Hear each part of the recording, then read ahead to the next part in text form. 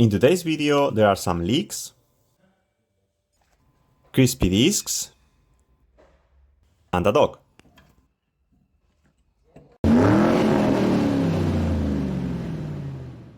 Hello everyone, I am David and this is my YouTube channel DGL Auto Service. As I already told you in the first video of the channel, in this second video we are going to change the rear brakes of my 2016 Kia Niro Hybrid.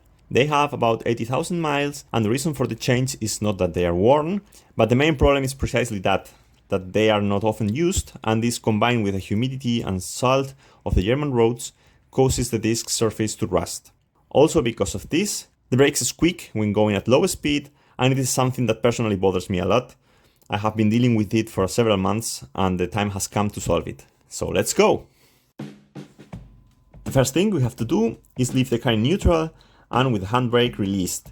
If you have wheel caps, like my case, in the winter wheels, you have to remove them and loosen the nuts a little, just enough so you can loosen them by hand when the car gets up. Also very important, since we are going to change the brakes, is to leave the brake fluid reservoir open and make sure that the level is far from overflowing. Since when we put the new disc and pads, we will have to push the caliper pistons back and this will cause the brake fluid level to rise. We can now leave the car.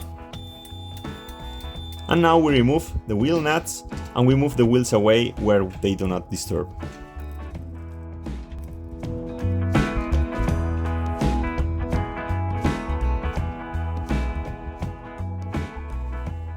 There you have the brakes.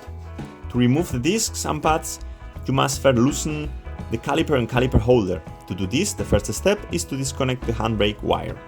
Therefore, we remove this clip that fixes the wire to the plate. I used a flat screwdriver with a polyurethane hammer to tap it until the clip pops off. Once the clip is out, you must disconnect the handbrake wire. We do this by putting a size 12 wrench on this nut. When turning the wrench counterclockwise on the driver's side, we see that the plate rotates in conjunction with the wrench and releases tension on the handbrake wire. It is at this moment when we have to remove the handbrake wire from its position to leave it loose. Now we loosen these two screws that hold the caliper to the caliper holder. Come out easily.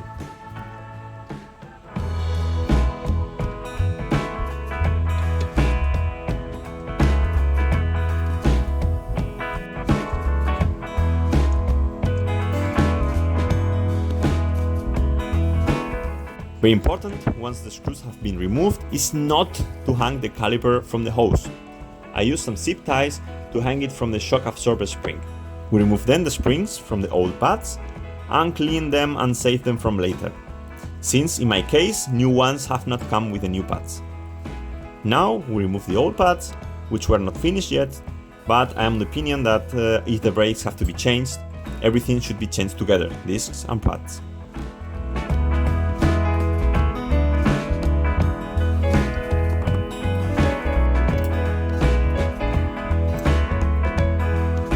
Last step is to remove the two screws from the caliper holder.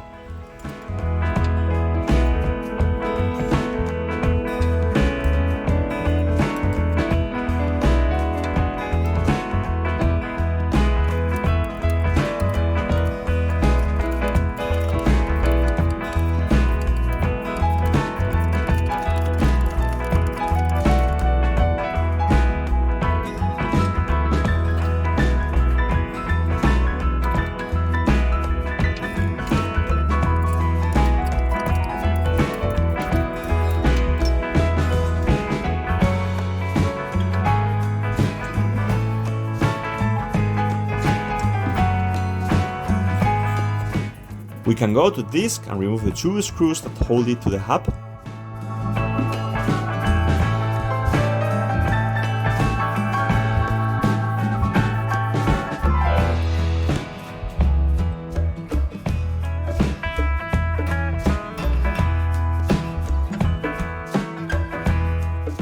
You see how the disc looked like, both from the outside and inside. I don't think I could pass the tooth. Next step is to clean the hub a little. First we use a metal brush to remove some of the surface rust that we may have. Then with brake cleaner,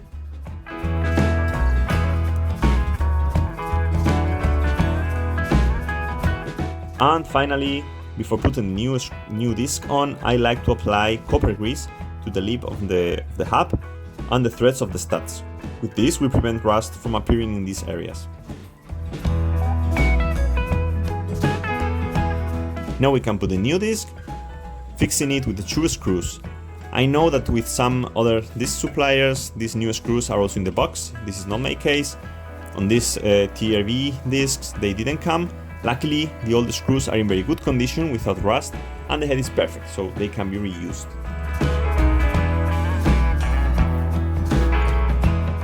Now we follow the same steps in reverse order to assemble the caliper holder, which I have previously cleaned with the metal brush and brake cleaner.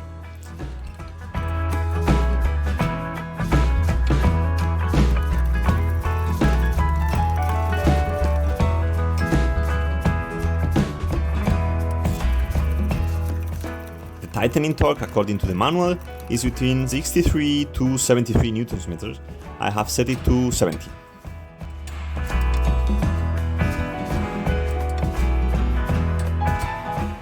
We place the new pads with the old springs.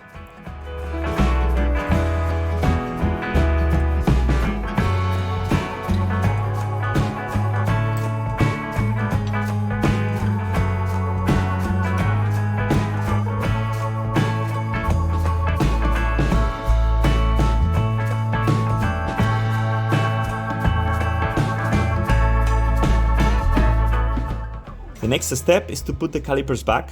To be able to place them, we first have to move the piston back, since due to the greater thickness of the new pads and discs compared to the old ones, the caliper will not fit into place. I bought this briefcase that has multiple adapters for different types of calipers. There are some in which simply pressing the piston inwards causes it to move back. This is not my case, since in this caliper the pistons move back by making it rotate. That is why it's necessary to use this tool. As you can see, when I try to push the piston back, the rubber that protects it twisted, with a risk of damaging it. So I had to put a little bit of silicone spray between the rubber and the piston in order to make it turn and not the rubber. Once this is done, I can turn the piston with the tool and make it go back.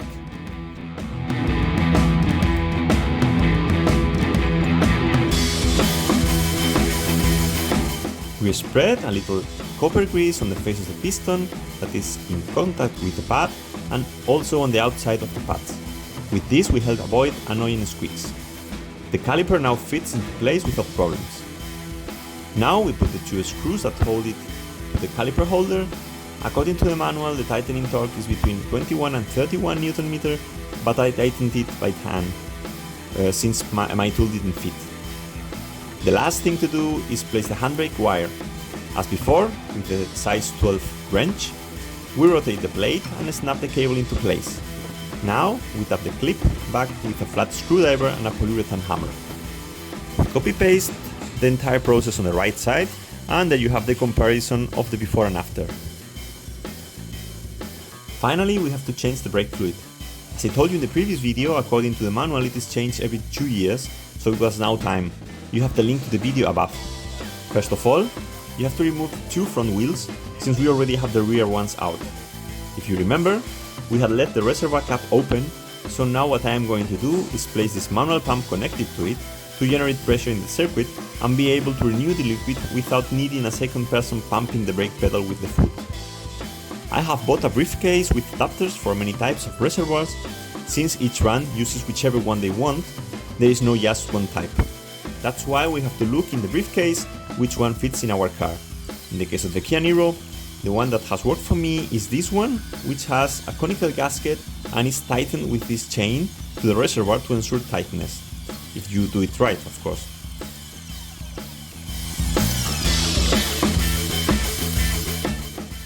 As you can see, I tightened it thinking it was enough. The next step is to connect the pump to the adapter and put new brake fluid in the bottle. So that this new fluid pushes the old one out. I have put about 2 liters. Very important that the bottle never runs out of liquid, otherwise we could pump air into the circuit and mess it up.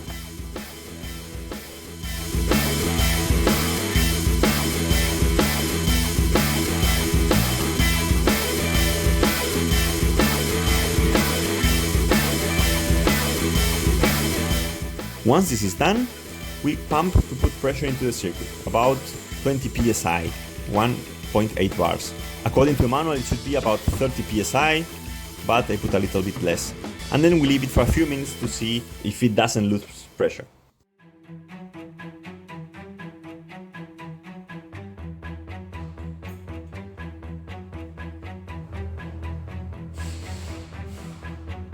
What a mess. As you see, I didn't tighten the adapter enough on the reservoir. After the mess, I had to clean everything well. Remember that brake fluid is quite corrosive. I tightened the adapter again, this time, yes, really tight. And if at first I put perhaps too much pressure, this time I put a little less, about 18 psi. Now, yeah, the system was not leaking and the process could begin. In the case of the Kia Niro, the brake fluid reservoir is on the front left side, driver's side. So the brake we should start with is the one farthest from the reservoir, that is the right rear one. Then we will go to the back left, front right, and finally front left. In all of them the process is the same. First we remove the bleeder cap. In my case the manual pump came with this bottle and with the tube prepared to connect it to the caliper bleeder. So the first thing is to hang the bottle somewhere where it allows us to plug the tube into the bleeder without it falling and the tube being too tense. We insert the wrench and connect the tube to the bleeder.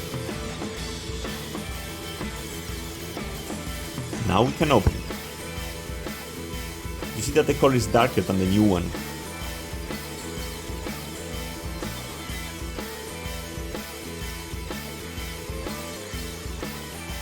We leave it there for a while until we see that the liquid coming out is clear, and then we close the bleeder.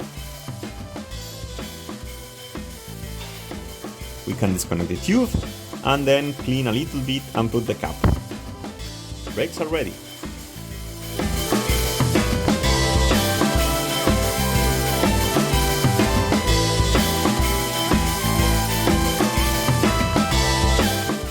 Now that the liquid in the tire circuit has been renewed, the last thing is to remove pressure from the pump by pressing this button.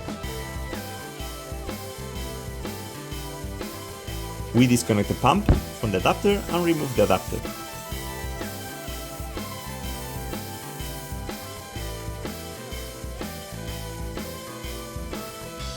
Now we have to remove some brake fluid from the reservoir since it is overflowing. With a syringe, we suck liquid until it remains at the maximum mark, and that's it, we are done.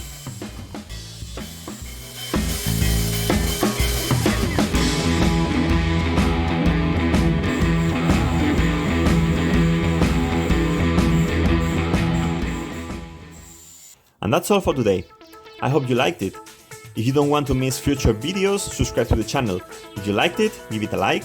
And if you had any doubts, questions or suggestions, you can leave a comment. Thank you, bye bye!